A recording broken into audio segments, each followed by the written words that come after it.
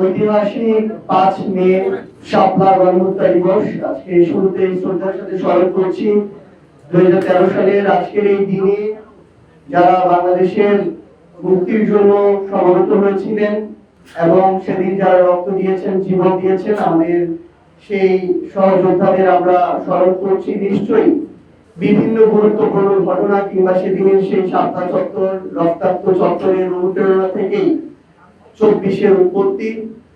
আমরা শ্রদ্ধার সাথে স্মরণ করতে চাই 2009 সালের বিডিআর হত্যাকাণ্ডে যে 74 জনকে হত্যা করা হয়েছে, 13 সালে শাপলা চত্বরে 67 জনকে হত্যা করা হয়েছে, 21 সালে মোদী বিরোধী আন্দোলনে 19 জনকে হত্যা করা হয়েছে এবং সর্বশেষ 24-এর অভ্যুত্থানে 1000-এর অধিক মানুষকে প্রত্যক্ষভাবে শেখ হাসিনা এবং তার দোসরদের নেতৃত্বে, নির্দেশনায় যাদেরকে হত্যা করা হয়েছে, আমরা তাদেরকে শ্রদ্ধার সাথে স্মরণ করছি এবং তাদের এই হত্যাকাণ্ডের যেন উপযুক্ত বিচার হয়, দোষীরা যেন সর্বোচ্চ শাস্তির সম্মুখীন হয়, এটাই জাতীয় নাগরিক পার্টি এনসিপি সবসময় চায় এবং এটার সাথে সবসময় থাকবে।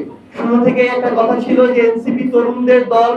অনেকেই বলেছিলেন, আমাদেরকে পরামর্শ দিয়েছিলেন যে তরুণদের সাথে আমাদের যারা অগ্রজ রয়েছে তাদের অভিজ্ঞতা, তাদের পরামর্শের একটা সংমিশ্রণ প্রয়োজন।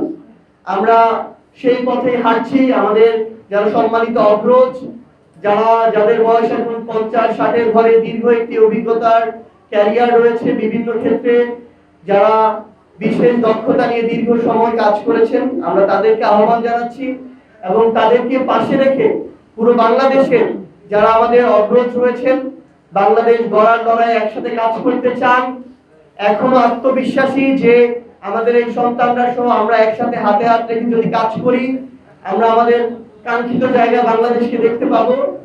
আমরা এনসিপির পক্ষ থেকে তাদেরকে আহ্বান জানাই যে আপনারা যে জায়গায় ইচ্ছা, কেন্দ্রীয় কমিটি থেকে শুরু করে স্থানীয়ভাবে আপনারা যুক্ত হয়ে আমাদের এনসিপির সাথে কাজ করতে পারেন।